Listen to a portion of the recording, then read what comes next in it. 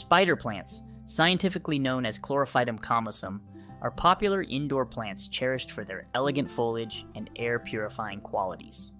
In this video, we'll explore various methods for propagating spider plants, allowing you to expand your plant collection and share the joy of gardening with others. Spider plants, scientifically known as Chlorophytum comosum, are popular houseplants known for their long, slender leaves that arch gracefully from the center of the plant. They belong to the family Asparagaceae and are native to tropical and southern Africa. Spider plants are valued not only for their attractive appearance, but also for their air-purifying properties. These plants are renowned for their air-purifying properties, effectively removing toxins such as formaldehyde, xylene, and carbon monoxide from indoor spaces, making them a favorite choice for indoor gardens and office spaces. Spider plants are relatively easy to care for and can thrive in a variety of conditions, making them ideal for beginners and experienced gardeners alike. Spider plants prefer bright, indirect light, but can tolerate lower light conditions.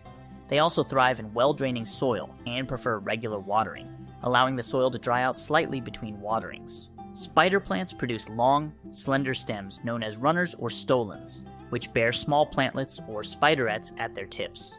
These plantlets can be easily propagated to grow new spider plants, making them an excellent choice for those looking to expand their plant collection. Propagation is the breeding of plants by using root cuttings from the parent stock. Spider plants are notoriously easy to propagate. The three most common ways to propagate spider plants are through division, stem cuttings, and plantlets. To propagate spider plants through division, gently remove the plant from its pot and separate the root ball into smaller sections. Each section should have healthy roots and at least one cluster of leaves. Once divided, replant each section in its own pot with fresh potting soil, ensuring that the roots are covered and the plant is stable.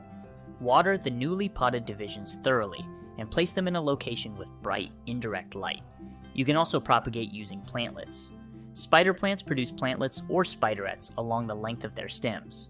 These plantlets can be easily propagated by removing them from the parent plant and planting them in their own pots. To do this, gently twist or cut the plantlet from the stem, ensuring that it has its own roots attached. Plant the spideret in a small pot filled with well-draining soil, burying the roots and keeping the plantlet upright. Water the newly potted spideret thoroughly and place it in a location with bright, indirect light. You can also propagate using plantlets. Spider plants produce plantlets or spiderets along the length of their stems. These plantlets can be easily propagated by removing them from the parent plant and planting them in their own pots. To do this, gently twist or cut the plantlet from the stem, ensuring that it has its own roots attached. Plant the spideret in a small pot filled with well-draining soil, burying the roots and keeping the plantlet upright. Water the newly potted spideret thoroughly and place it in a location with bright, indirect light. Stem cutting, another method of propagation, involves taking stem cuttings from the parent plant. Select a healthy stem with several leaves and use a sharp, clean knife or scissors to make a clean cut just below a leaf node. Remove any lower leaves to expose the node, then place the cutting in a container filled with moist potting mix. Keep the cutting in a warm, humid environment with indirect light until roots develop, then transplant it into its own container.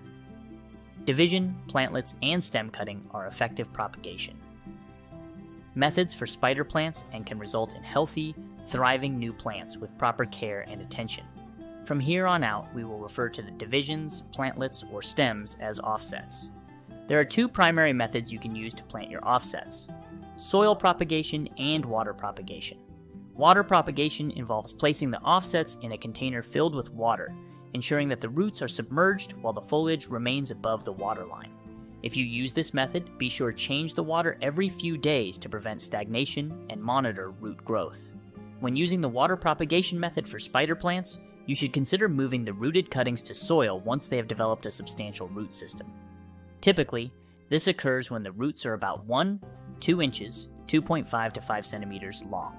At this stage, the roots are well established and capable of supporting the plant in soil. To ensure a successful transition to soil, wait until the roots are visibly long and healthy before transferring the cuttings. Avoid moving them too early, as immature roots may struggle to adapt to the soil environment, leading to transplant shock. Once the roots have reached the appropriate length, gently remove the cuttings from the water and carefully transfer them to small pots filled with well-draining potting mix.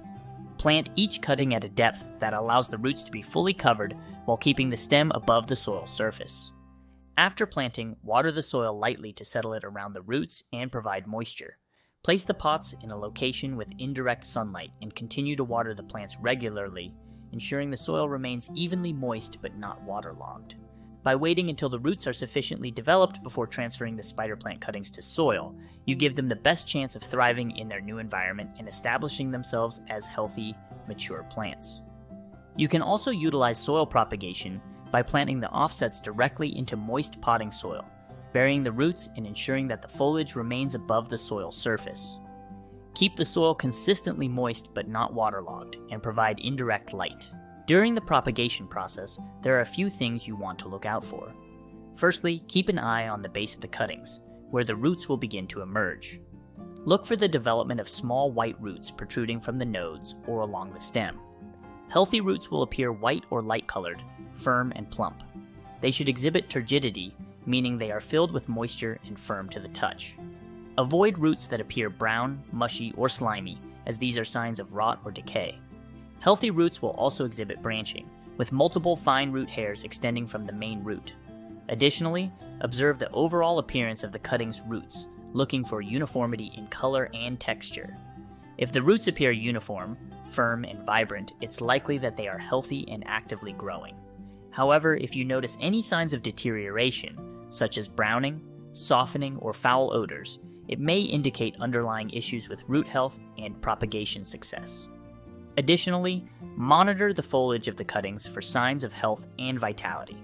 Healthy leaves will remain firm, turgid, and vibrant green throughout the propagation process. Watch for the emergence of new growth, e.e., such as fresh green shoots or leaves from the nodes of the cuttings, as this indicates that the plant is actively growing and establishing itself. Notice any gradual changes or improvements in the appearance of the cuttings over time. While root development may take several weeks, you should observe consistent progress if the propagation is successful. Check the base of the cuttings and the surrounding soil or water for any signs of rot, mold, or decay, as foul odors, mushy stems, or slimy roots are indicators of poor health and potential failure in propagation. As the cuttings mature, assess the density and volume of the root system.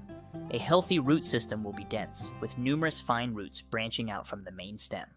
Finally, notice if the cuttings become more stable in their growing medium over time, as well-established roots will anchor the cuttings firmly in place, preventing them from easily dislodging or tipping over.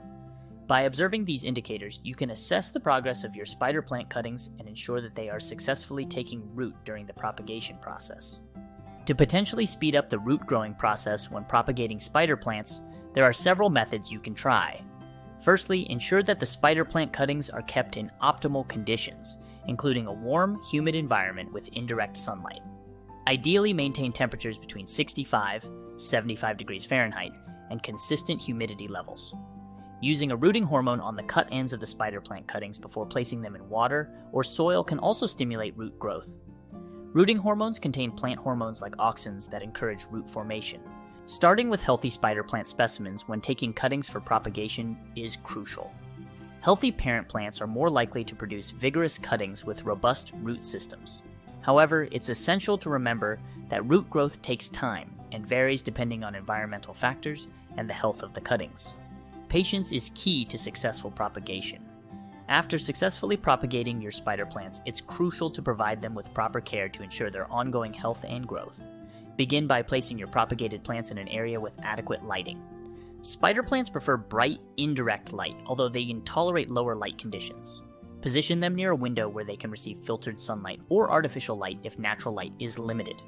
In terms of watering, it's important to maintain a regular schedule. Keep the soil evenly moist, but avoid overwatering, which can lead to root rot. Allow the top inch of soil to dry out between waterings to prevent waterlogging. Choosing the right soil mix is also essential for the health of your propagated spider plants. Opt for a well-draining potting mix that consists of peat moss, perlite, and vermiculite. This combination helps prevent waterlogged soil, which can be detrimental to the plant's root system. Spider plants thrive in average room temperatures ranging from 60 to 75 degrees Fahrenheit or 15 to 24 degrees Celsius. They also appreciate higher humidity levels, especially during the dry winter months. Consider using a humidity tray filled with water or a room humidifier to maintain suitable humidity levels. To provide essential nutrients, Feed your propagated spider plants with a balanced, water-soluble fertilizers, diluted to half strength once a month during the growing season, spring and summer. Avoid over-fertilizing, as it can damage the plant's roots and lead to fertilizer burn. Regular pruning is another essential aspect of caring for propagated spider plants. Remove any yellow or brown leaves to maintain their appearance and encourage new growth. Additionally, trim back any leggy stems to promote bushier growth and overall plant health. Propagating spider plants is a rewarding and straightforward process that allows you to expand your plant collection or share the beauty of these resilient houseplants with others. By following the steps outlined in this video, you can confidently propagate spider plants using either water or soil methods. Remember to choose healthy parent plants, provide the right environmental conditions, and be patient as your cuttings take root and grow into new, thriving spider plants.